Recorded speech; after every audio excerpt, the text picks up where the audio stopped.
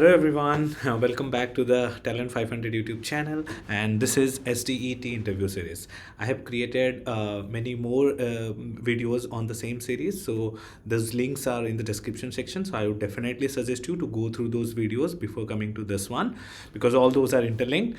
So yes, so stay with us and let us know your input if you have any in the comment section. Hello, folks. Welcome back to our interview series on automation and SDET. So today's topic is very important. It is about Java array interview question and answer for automation and SDETs, right? So let's start with the session. First, let's try to understand what is an array and what are the top 5 things you should know about an array. Why? Because in during the interview, he may ask any one of these 5 important things, right? So you should first understand what is an array and what are the top 5 things to know about an array. So in simple words, array is nothing but a collection, right? It's kind of a box, right? Box where you keep similar type of items. For example, you have boxes in your home where you keep the shoes, right? You have a box where you keep your socks, right? You have a box where you keep some candies, right? So all those boxes are nothing but arrays, but you need to make sure that those are collection of values of same data type, right? Like in the box of shoes we can keep only shoes, we cannot keep socks. In the box of socks we cannot keep shoes, right? That means that those are collection of values of same data type. That is very, very important. First thing, right? Second thing, it start the means you're indexing from 0. That means the first element is at index 0. Third important point, size is always fixed in array. That is one of the main cons of array, right? You cannot extend the size of an array, right? For example, you have a box where you need to keep your shoes. So for that, you cannot keep n number of shoes, right? For example, you have bought a box where it can hold only 5 pair of shoes.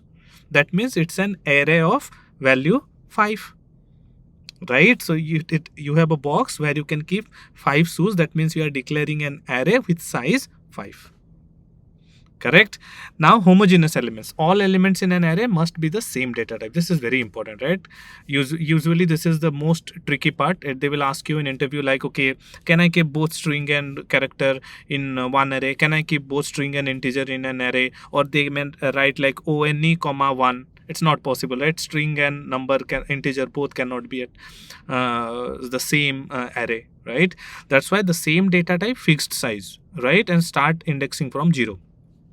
Last one, looping through arrays. Loops are commonly used with arrays to perform. Definitely, arrays means collection of data, right? So you need to somehow figure out a way where you can fetch the data from your array, correct? Right? That's why we are using this one, correct? So in our first question, we have discussed about how you will declare an integer array. In this question number 3, what we will see, how would you assign value to an array? So in this question, we will specifically try to understand how you can initialize value or assign value to an array which has been already declared. So now, if you have noticed, we have created an array of size 2. So now how many values you can put inside that array? 2 values. So what you will do, you will use the index. At that particular index, you can put the value. For example, I want to put 12 and 13. 12 I want to put in the index 1, 13 I want to put in the index 2. That's why I have written num0 array name. Num, what is num? Num is nothing but the array that we have declared in question number 2, and the name we have given is num. So if you have given some another name, you have to use it appropriately, right? So num0 is equal to 12, num1 is equal to 13. Right? One thing you must have noticed, we have started from 0, not num1 and num2. Why? Because in our previous question, we have discussed that 0 based indexing. That means our index will start from 0. That's why we have written num0 is equal to 12 and num1 is equal to 13. Right? I will quickly show the same thing to you folks over this one. So right, so I have already created. So what you can do, if I want to create integer num is equal to, then you can just write new int and then you can put the size is equal to 2, right? So this is nothing but the declaration. And if I want to put values, what I will do, I will put 0, right? Num 0 is equal to 12 because it is an integer, correct? Similarly, I can put like num 1 is equal to 13, correct? I will just put all those things inside a public static void main, correct? Public static void main, and then inside this I will keep it, right? Done,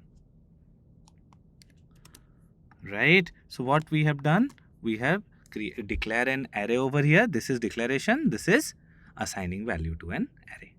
Everybody clear, right? Okay, great folks. Let's move on to the question number 4. So what is the question number 4? Here there is a little bit trick. Always try to understand. In question number 2 and 3, we have declared and assigned values or initialize the value in an array separately. But in real time, we don't do it like this, right? What we usually do, we usually declare and initialize the array in a single line. And if you want to do that, what you can do it like this. So you assign the values directly over there, string my array. So this is a, which type of array is it? String array. So now always try to, so this is a, let's pause and let me ask you a question and you try to answer. This is a string my array. Can I put 0, 1 integer inside it? Think about it and try to answer, right? And always remember, what's the point over here? It will only contain a homogeneous elements. That means you cannot put different data type in string array. String array means you can only put string. You cannot put integer, right? Let me again show you with an example over here, right? Let me try to create an string array over here. I will keep the name as str, and what I will do, I will declare it along with it, right? So initializing declaration and initialization I am doing at the same time, right? So now this is the declaration and initialization as same line. Now if I will try to put a integer, can you see there is a compilation error? And what's the error? The error is the required type is string and you are providing integer. Why? Because array will take only homogeneous elements. Similarly, if I will try to put here instead of 13, if I will try to put it inside a string, it will give me error. What error? Required type integer provided string. Why? Because array supports only homogeneous elements. That means a single type of data type you can use. You cannot change data type, right? So now we have understood here separate line in declaration and initializing the value, and in line number 9 we have done both the things at single, right? So now what is the size of str? This array size is again 2 because we have defined 2 values. So the size is 2. Clear, right? You have to be very clear on the concepts, right? Declaration, initialization, and what kind of data type it will take. Okay, awesome. Let's move on to question number 5. So now we have created an array, we have put data inside it. The next important thing is how to fetch data from array, right? So to fetch data from array, what you can do, there are either you can fetch, if you want to fetch a single value, you can simply use the indexes for it, right? Or if you want to fetch all the values, then you can run a loop around it also, right? So there are 2 ways of fetching data from array. What are the 2 ways? One way is using index, correct? And the another way is using a for loop, correct? So for example, let me just copy this one, okay? So that I don't have to again rewrite on it, right? I will just copy this section, right? How to fetch data, and I will show you over here, right? So now instead of number I am using num, okay? So now what happens, let's assume that I am trying to fetch this 13, right? I want to fetch the value at index 2 of array num. Then what I will do, I will put int value is equal to num2. Then what this value will return? It will return me 13, right? So what I will do now, I will try to execute this one, correct? So let me run it, and if you will see it, let it execute of length 2. Oh, sorry.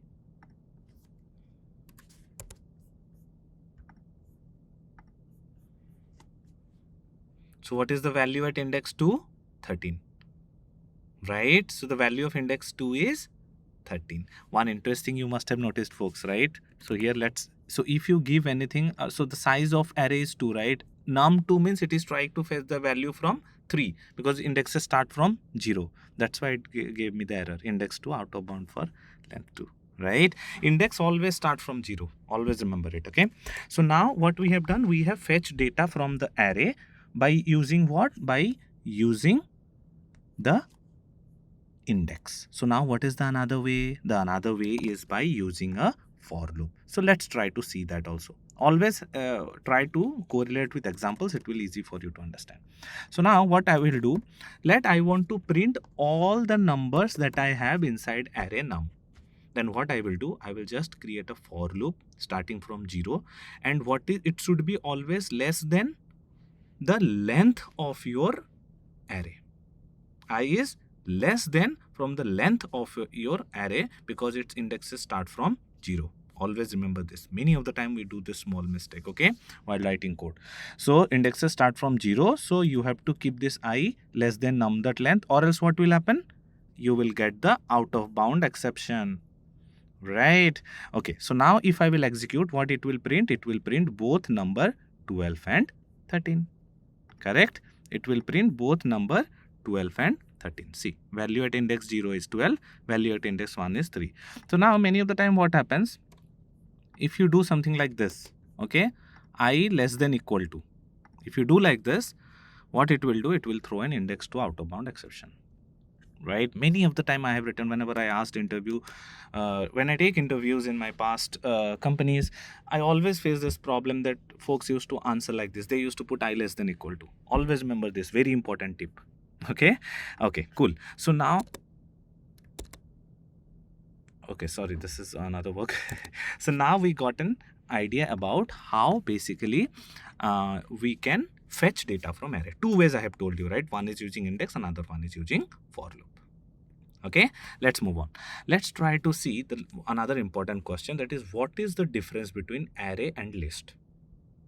I know there are many common things goes around. You can say any answer out of that, but whatever I have mentioned over here is very important to mention. Whenever somebody is asking questions on array versus list, make sure you are mentioning these 4 points. Arrays are fixed in size once they are declared. So if I put array size 2, you cannot increase it at runtime. That's the main benefit of list.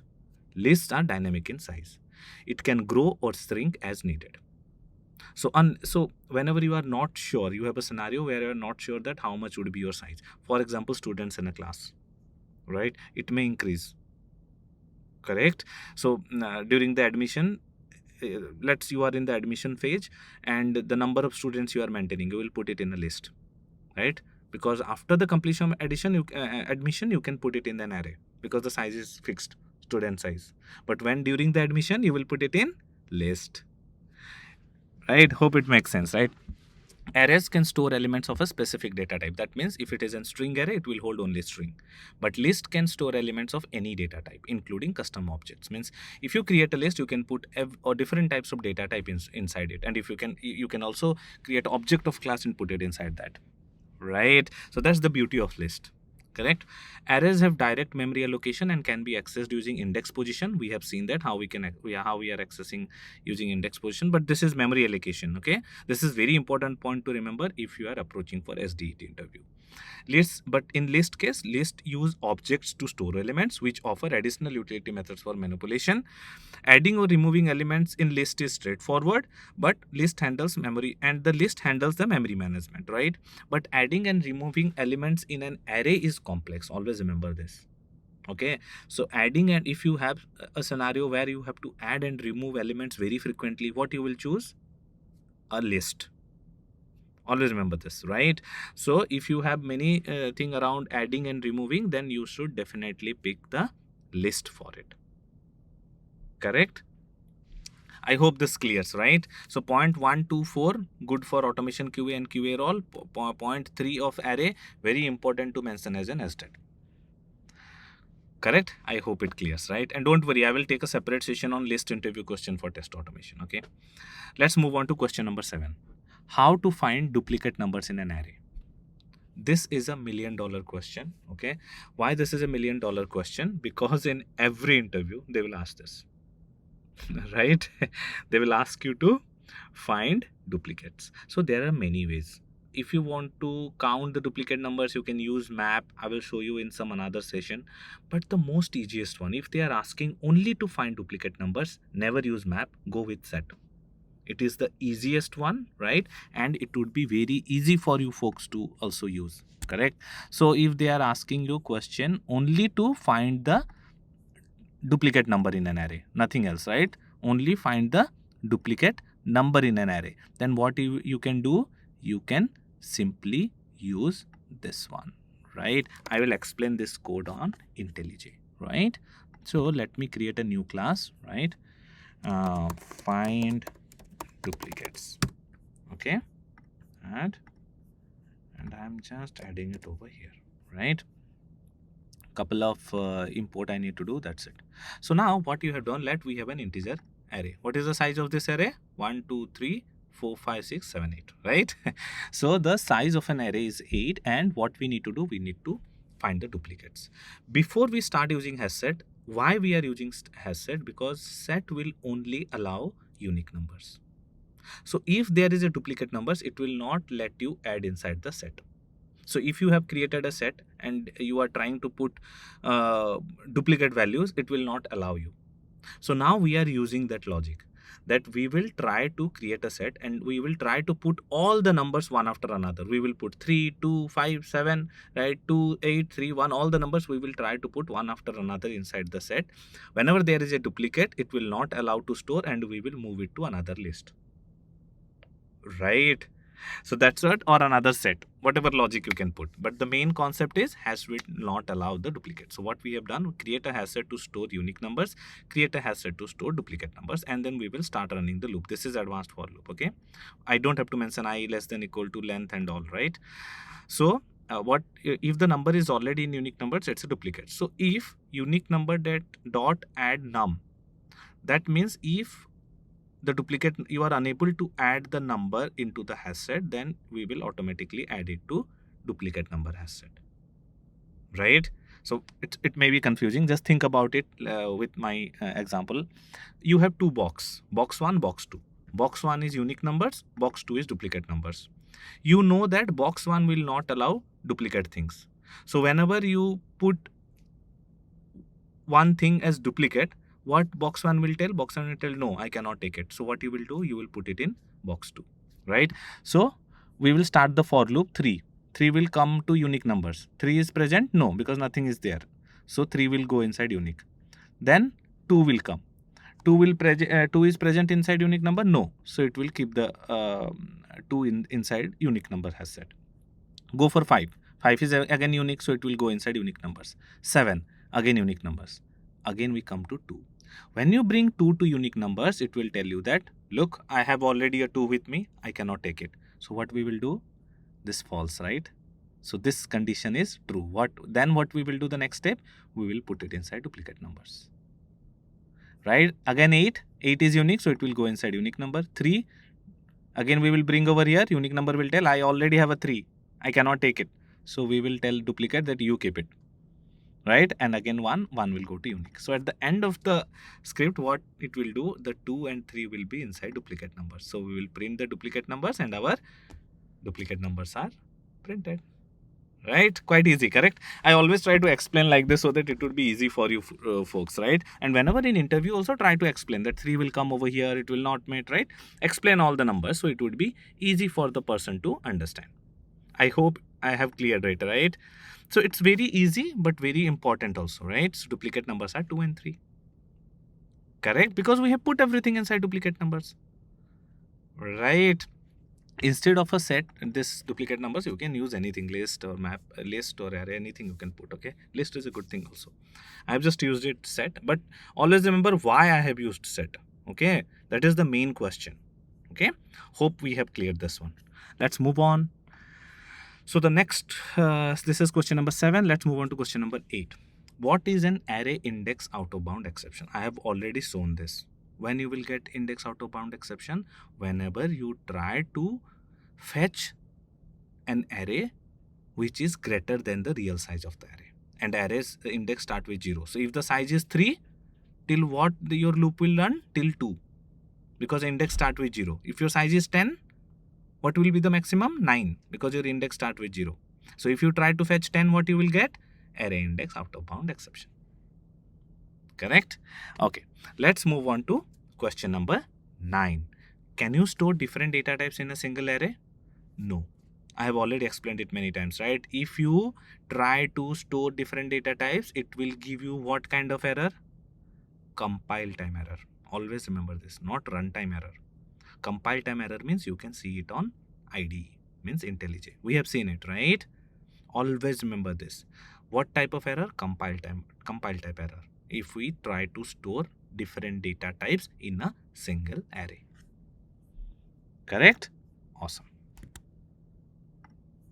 Let's move on to the next question, which is very, very important in terms of interviews. Okay, in most of the automation interview, they will ask you this question: how do you find the maximum and minimum values in an array?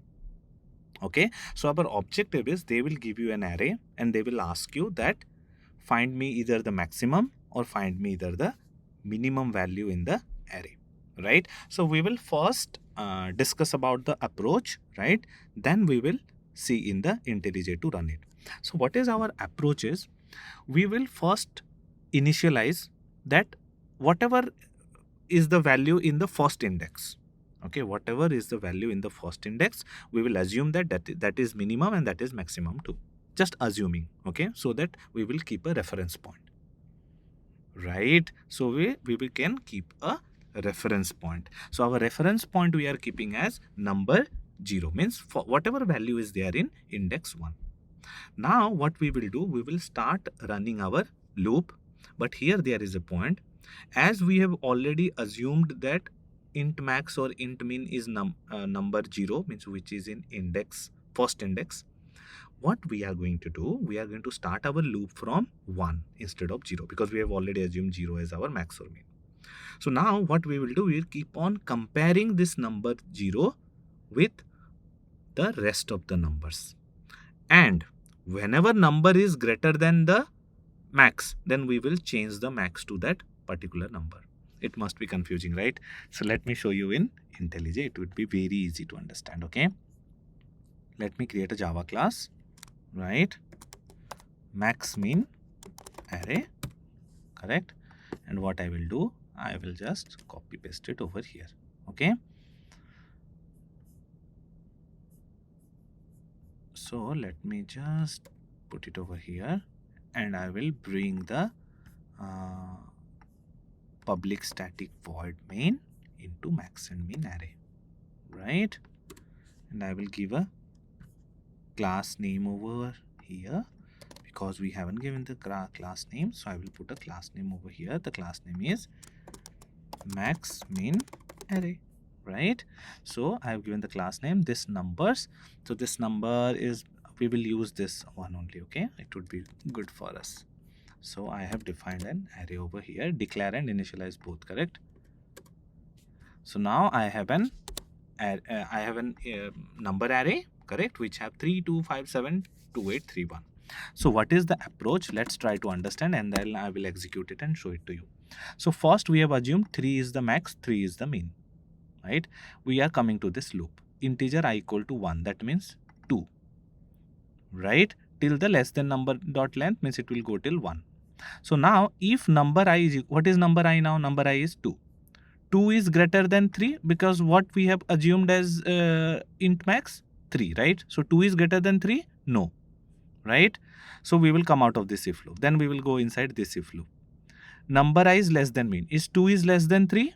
Yes. Then min is number I. That means now our minimum value or minimum value in array is 2. So now this will get updated with 2. And this one is still 3, right, in the first run. Now let's go to 5. 5 is greater than max. What is the max value? 3. 5 is greater than 3? Yes, right? So now the max will be changed to 5. So now it is 5. We will come over here. What is 5? Number I? Number I is 5. 5 is less than 2? No. That means min is again going to stay 2. then we will go to 7. 7 is greater than 5, yes, then this one will change to 7. 7 is less than 2, no, then 2 will still stay there. Then we will go to 2. 2 is greater than 7, no, then 7 will stay. 2 is greater than 2, no, then 2 will again stay. So nothing, no need to change anything. 8. 8 is greater than 7, yes, then this value will change to 8. So now our max is 8. And 8 is less than 2, no, so 2 will remain there. 3. 3 is greater than max, no. 3 is less than 2, no, so no change. Last is 1. 1 is greater than max, no. 1 is less than 2, yes, this one will change to 1. So now we got our max and mean.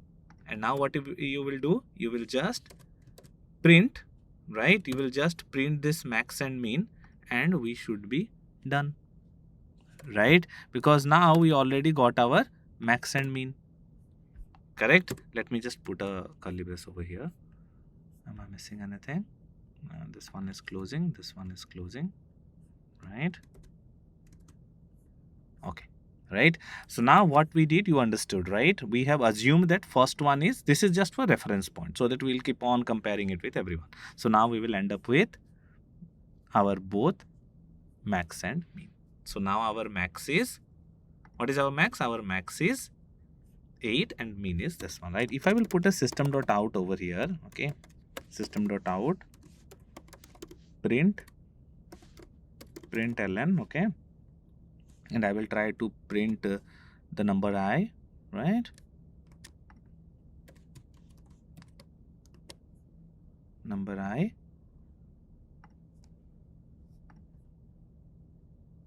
and here I will put a one like this, right? Correct.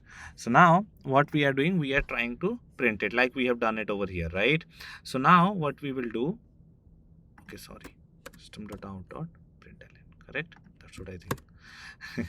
So system.out.println, and we will try to print the number I over here. Again, we will try to print the number I over here. So whatever sequence I have shown you in the examples, in the same sequence it will keep on printing, right? So let me run it. See, 2 5 7 8 1.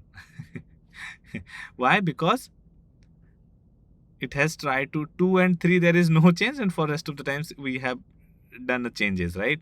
Now what I will do, I will do a very nice thing over here. Instead of this one, I will bring it out of it. Why I am printing it over here, there is a strong reason behind it, because in interview many folks used to do this mistake. Okay, here I will print mean. Now here I will print mean, and here I will print max. So if you put your system.out inside the if, then what it will do, it will keep on printing. So where you should keep this, you should keep it outside the for loop. Okay, always remember this. Always remember, many folks has done this mistake in interview. You have to keep the system.out outside. So that's why I printed you first inside this if loop or inside for loop. So if I will put it inside for loop, it will again give you wrong values. Okay, always remember this. It will keep on printing everything, right? So what you need to do, you need to put this one outside the for loop. Correct. So now we got your max and mean. Always try to understand the approach. If you understand the approach and try to solve, it would be much easier for you, right? Hope you folks have understood, right? And definitely thanks to Talent 500 to kind of help us to create this kind of content, right? I have created many content. You can just go and check on those, right? And our next session we will discuss about list. I hope you guys have liked the session, and I have created a lot of series on SDET, so do go and check those out, and please subscribe to the Talent 500 YouTube channel, so that next time when we prepare a interview series, you guys will be notified about it. Till then, take care, bye bye, and do remember, if you have any doubt, put it in the comment section.